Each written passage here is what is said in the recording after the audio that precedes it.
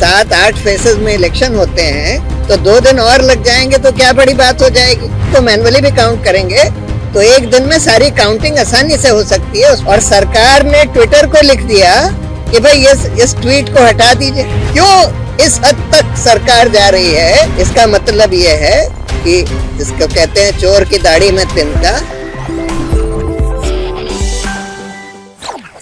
Electronic voting machines का मसला पूरे दुनिया में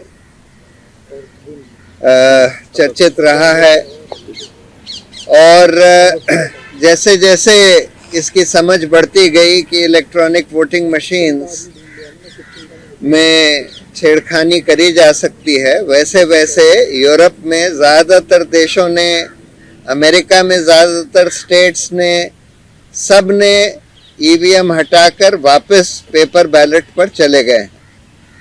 अभी हाल में बांग्लादेश ने भी ये फैसला लिया कि वो ईवीएम हटाकर वापस पेपर बैलेट पर ही चुनाव कराएंगे, अब की बार जो चुनाव हुए।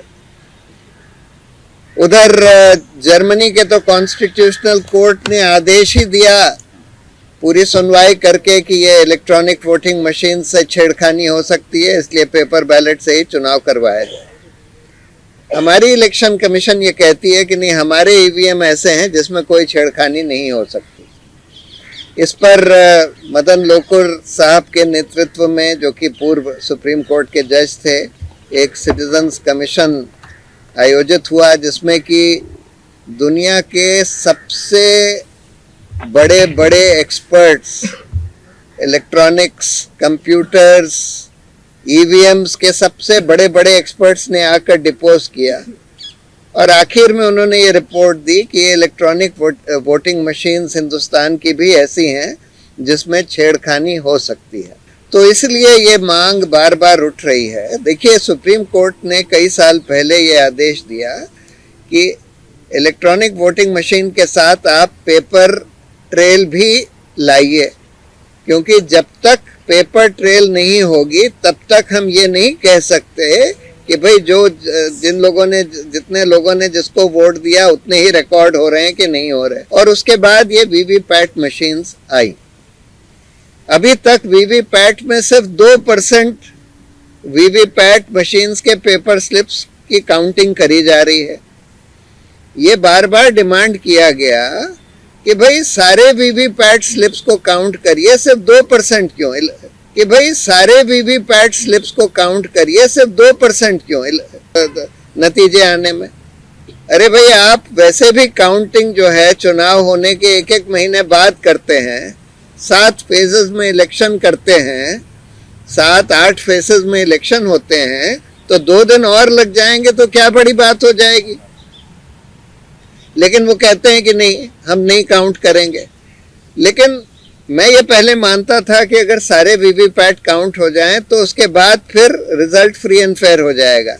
लेकिन हाल में मैंने देखा, किसी ने आकर मुझे डेमोन्स्ट्रेट किया, एक डमी वीवीपैट मशीन लाए, एक डमी ईवीएम बनाया, एक डमी कंट्रोल यूनिट बनाया और उन्होंने दिखाया कि अच्छा, ये बात मैंने रजिस्टर नहीं करी थी कि 2017 में वीवीपैट मशीन का डिजाइन बदल दिया गया। 2017 से पहले जो वीवीपैट मशीन थी जिसमें आपको वो स्लिप दिखाई देती है सिंबल की, उसका कांच जो था वो ट्रांसपेरेंट था, आप बाहर से देख सकते थे कि अंदर क्या हो रहा है। 2017 में इसका डिजाइन बदल दिया गया और कांच को काला कर दिया गया और अंदर और मिरर कर दिया गया, यानी कि आप बाहर से अंदर देख ही नहीं सकते जब तक कि अंदर एक बल्ब ना जले। और वो बल्ब 7 सेकंड के लिए जलता है, सिर्फ ये दिखाने के लिए कि जैसे आपने हाथ पर बटन दबाया है तो हाथ की स्लिप आपको 7 सेकंड के लिए दिखाई देगी, उसके बाद बल्ब बंद हो जाएगा। आपको स्लिप कट के गिरती हुई भी नहीं दिखाई देगी। तो जो साहब आए उन्होंने मुझे डेमोन्स्ट्रेट किया कि हम बड़े आसानी से वीवीपैट को ऐसे डिजाइन कर सकते हैं कि अगर एक के बाद एक 2 जनों ने एक ही कैंडिडेट को वोट दिया, एक ही सिंबल पर वोट दिया, तो वही स्लिप जो पहले जने को दिखाई गई वही स्लिप दूसरे जने को भी दिखा दी जाएगी, वो कट के नहीं गिरेगी। क्योंकि 7 सेकंड के बाद बल्ब जो है बुझ जाता है, उसका डिजाइन ही ऐसा है कि बुझ जाता है। फिर आपको कुछ नहीं दिखाई देता कि वो स्लिप गिरी, कट के गिरी कि नहीं गिरी, या वही स्लिप वहीं पर है। तो दूसरे जने ने अगर उसी सिंबल पर वोट दिया तो आपको वही पर्चा दिख जाएगा जो पहले जने को दिखाया गया, और जैसे ही लाइट बंद होगी तो ये पर्चा कट के गिरेगा और एक और पर्चा दूसरे किसी सिंबल का कट के गिर जाएगा। अब जो कंट्रोल यूनिट में जो काउंटिंग होती है वो तो वीवीपैट से ही सिग्नल जाता है, वही काउंट होएगी। तो वीवीपैट ने, चाहे दोनों जनों ने मान लीजिए कांग्रेस को वोट दिया, लेकिन वीवीपैट ने एक स्लिप कांग्रेस की प्रिंट करी और वही स्लिप दूसरे को भी दिखा दी, और उसके बाद एक स्लिप मान लीजिए भाजपा की प्रिंट करी, और यही चीज कंट्रोल यूनिट में भी रिकॉर्ड हो जाएगी। तो वीवीपैट की अगर हम पूरी काउंटिंग कर भी लें, वो ईवीएम से मैच हो जाएगा, लेकिन फिर भी मैनिपुलेट हो सकता है। इसलिए अब ये डिमांड हुई है, इंडिया अलायंस ने भी ये डिमांड करी है कि भाई ये जो स्लिप वीवीपैट की गिरती है वो आप लोगों के हाथ में दे दीजिए, उसको आसानी से आप थोड़ा सा रीडिजाइन करने की जरूरत है वीवीपैट को, कि जो स्लिप कट के गिरती है हाथ में दे दीजिए और उसको एक दूसरे बैलेट बॉक्स में डाल दे वोटर, और फिर आप उस बैलेट बॉक्स की काउंटिंग कर लीजिए। वो तो उसमें अगर आप बार कोड लगा दें तो उसकी काउंटिंग फट से मशीन से भी करी जा सकती है, और वैसे भी अगर आप उसको मैनुअली भी काउंट करेंगे तो एक दिन में सारी काउंटिंग आसानी से हो सकती है, उसमें कोई डिले होने की भी बात नहीं है, ज्यादा से ज्यादा कुछ घंटे का डिले हो। तो इसको इलेक्शन कमीशन बिल्कुल मान ही नहीं रही। उनसे एक और डिमांड करी गई है कि भाई आप हमारे इंडिपेंडेंट एक्सपर्ट्स को इसका हार्डवेयर सॉफ्टवेयर देखने दीजिए मशीन का, क्योंकि देखिए ये मशीन्स में वीवीपैट में भी कंट्रोल यूनिट में भी हार्डवेयर भी होता है और उसी हार्डवेयर में सॉफ्टवेयर भी होता है। इलेक्शन कमीशन कहती है कि नहीं इसमें ब्लूटूथ नहीं है तो बाहर से कोई डिवाइस उसमें कनेक्ट नहीं कर सकता। ब्लूटूथ ना भी हो तब भी आप उसके हार्डवेयर और सॉफ्टवेयर जो उसका है उसमें ऐसा प्रोग्राम डाल सकते हैं, जैसे मैंने बताया कि 2 अगर कंसेक्यूटिव नॉन बीजेपी वोट्स पड़ती हैं तो दोनों को वही स्लिप दिखा दी जाए और एक वोट नॉन बीजेपी को और एक वोट बीजेपी के पास चली जाए।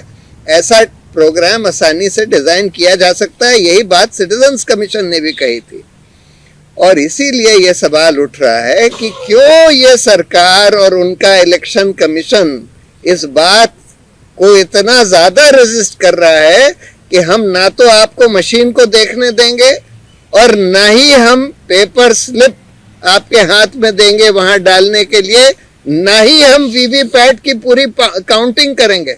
सब चीजों को वो लोग रेजिस्ट कर रहे हैं, और यहां तक जा रहे हैं कि मैंने उस आदमी ने जिसने डेमोन्स्ट्रेशन दिया था उसका वीडियो अपने एक ट्वीट में डाल दिया, और सरकार ने ट्विटर को लिख दिया कि भाई इस ट्वीट को हटा दीजिए। कह रहे हैं जो भी जना ये वीडियो डाल रहे हैं कि भाई इस तरह से ईवीएम का मैनिपुलेशन हो सकता है, ट्विटर फेसबुक वगैरह सब वो पोस्ट को हटा दें। क्यों इस हद तक सरकार जा रही है कि लोगों को, जनता को ये दिखाने भी नहीं दे रही, बताने भी नहीं दे रही कि भाई इस तरह से ईवीएम का मैनिपुलेशन हो सकता है। तो इसलिए हमारा पूरा लोकतंत्र खतरे में है। मैं ये नहीं कह रहा कि 100% मैं सर्टेनिटी से कह सकता हूं कि ईवीएम से मैनिपुलेशन हो रहा है, लेकिन इसकी बहुत शंका है, और ये शंका उतनी ही बढ़ती जा रही है जितना इलेक्शन कमीशन ये सब दिखाने को या चेंज करने को रेजिस्ट कर रहा है, जितना सरकार लोगों, सारे सोशल मीडिया कंपनीज को कह रही हैं कि भाई लोगों को ये दिखाने भी मत दो। इसका मतलब ये है कि जिसको कहते हैं चोर की दाढ़ी में तिनका, जरूर ऐसा इससे ये आशंका बढ़ गई है कि ये मैनिपुलेशन हो रहा है। और इसीलिए अगर हमको लोकतंत्र को बचाना है इस देश में, ये सारी सिटीजन्स की जिम्मेदारी है।